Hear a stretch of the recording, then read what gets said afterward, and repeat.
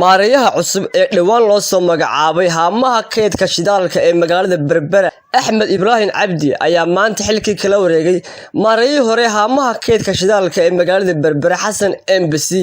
xafladan xilka lagu kala wareejinayo ayaa waxa ka soo qayb galay gudoomiyaha gobolka Saaxil, maayar ku-xigeenka magaalada Berbera iyo maareeyaha wakaalada biyaha iyo sidoo kale shaqaalaha haamaha kaydka shidaalka ee magaalada Berbera. ugu horeyntiina isagu waxa halkaasi ka hadlay maareeyihii hore haamaha kaydka shidaalka ee magaalada Berbera waxaana uu halkaasi ku soo bandhigay waxyaabihii uu qabsamay intii uu xilka hayay. maalintii aan xilka la wareegay qiyaastii waxa laga joogaa 3 sano iyo bil.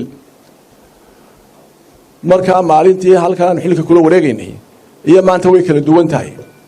sababtu waxa weeye marka shirkado wadaniga ayaa gacanta ku hayay haamaha kaydka shidaalka, dawladda la wareegtay haamihii waxay shirkadu waxay qoonsadeen mooyaane maalinta horta nooma iman.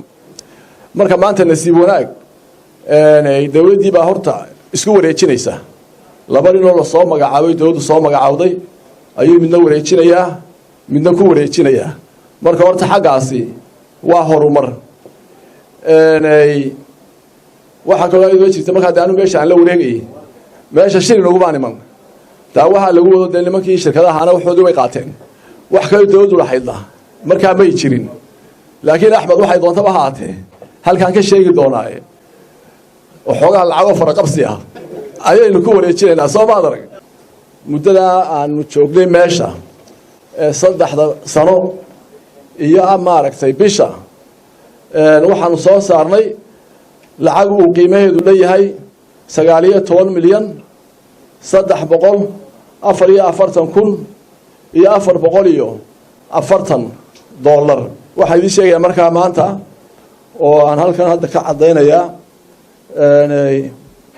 lacag gaaraysa 490,000 sunuuda iska daa 490,000 oo dollar horta account-ka ku jiraan soo maadarag. waxaan idin sheegayaa oo kale lacag gaaraysa waxa weeye 248,000 ayaa ayadana aan waxba ka laalaadin taa account-ka ku jirto. markii aanu xisaabinay lacag intaa leeg ayaa ilaa iyo doraad noo haysay wasaaradda maaliyaddu. dhinaca kale isagu waxa halkaasi ka hadlay maareeyaha cusub Axmed Ibrahim Cabdi waxaanu sheegay in xilka maanta uu la wareegay uu si hagar la'aan ah ugu shaqeyn doono qaranka.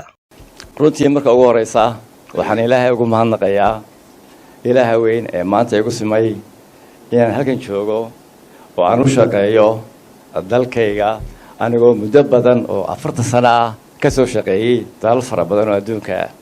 maanta waxa ay tahay runtii farxad aad iyo aad u weyn inaan ku soo noqdo dalkaygii oo intaa ii hadhay haddii eebaydmo aan u shaqeeyo dalkayga aan kaga tago at least waxaan ku xasuusan doonaa insha Allah Ilaahay idinkii. waxaan Ilaahay ka baray rajaynayaa aniga shaqaalaha ila shaqeyn doona nimanka ganacsatada ee aanu xiriirka leenahay iyo dhammaanba dadkii aanu shaqeynayna ka qaban doona insha Allah horumar la taaban karo haddii eebaydmo. waad la socotaa nimanka magaalada Berbera waxa ka socda muxuu ahaa mashaariic waaweyn. dekada Berbera insha Allah waxay noqon doontaa meel muxuu ahaa xudun u ah dhaqaalaha geeska Afrika iyo bartamaha Afrika. marka waxaan rajayn doonaa inaan qayb weyn ka qaadan doono horumarintaas Ilaahay idinkii. marka labaad waxaan u mahadnaqayaa madaxweynaha Jamhuuriyadda Soomaaliland Muuse Biixi Cabdi oo ii magacaabay runtii ii igmaday inaan hawshan ballaaran aan hogaamiyo. waxaan Ilaahay ka baryayaa inuu Ilaahay nagu guuleeyo. iyadoo halkaasi jaaysado in lagu doonsiin maareeyihii hore haamaha kaydka shidaalka Xasan Embasi. shaqaalaha halkan wakaalada haamaha madaxda muxuu ahaa gobolka akhyaarta reer Berbera oo aad si qiimo iyo qaayale noo soo dhaweeyay. runtii maanta hadal badan iima yaalo. waxaan rajaynayaa maalintaana aan xilka wareejin doono haddii eebaydmo in horumar aan intan maanta la qabtay intii horeba aan ku silaalin doono Ilaahay idinkii.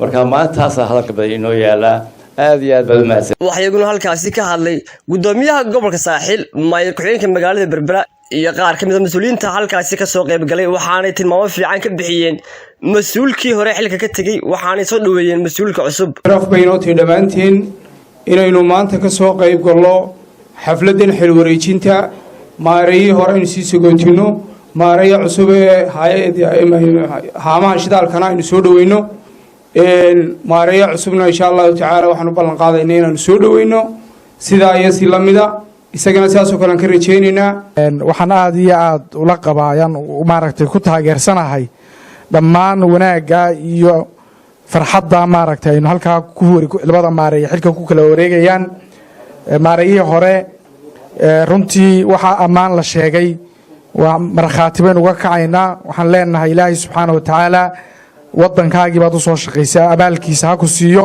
maareeya cusubna aad iyo aad baan usoo dhaweynaynaa maamulka dowladda hoose anoo ku hadlaya afkeedana si dhow ayaanu la shaqayn doonaa dowladnimo ayay ka mid tahay in maalin kasta marka la dardargelinayo shaqada dowladnimo in xilka lala kala wareego oo mid cusubna lasoo magacaabo kii horena lasoo sagootiyo marka xasan muddadii aan wada shaqaynaynay runtii sida halkaa laga sheegay laga caddeeyey wuxuu ahaa oday nagula shaqaynaya odaytinimo si wanaagsan shaqada u waday runtiina meesha horumarka halkaa laga sheegay sameeyey waan ku hambalyeynayaa waanan ku ammaanayaa xasan waxaan leeyahay intii aad qabatayna waad ku ammaanantahay iyo waxyaabihii hore ee dalka aad u soo qabatay imakana kolley dee waa la wada shaqayn doonaa waxa weeyaan dalka guduhunbaad ka shaqeyn ama private ka shaqee ama marka laba ha lagu magacaabe waanu kusii soogoteynaa khayr baanaan ku rajaynaynaa maareeyaha cusub ee lasoo magacaabay axmed anigoo kuma hadlaya magaca gobolka saaxil si weyn baanu kuu soo dhaweynaynaa marka hore waxaanan ballan qaadaynaa inaanu kula shaqayno oonu hareeraha kula istaagno oonu shaqada adiguna hareeraha kula hayno adigana intaa halkaa xasan ka sheegay waxaan fikirka ku haynaynaa inaynu mar walba horumarkeeda haamaha sidaynu usii horumarin lahayn waa xamse jaamacere telefishinka caalamiga badda cas 24 t v magaalada berbera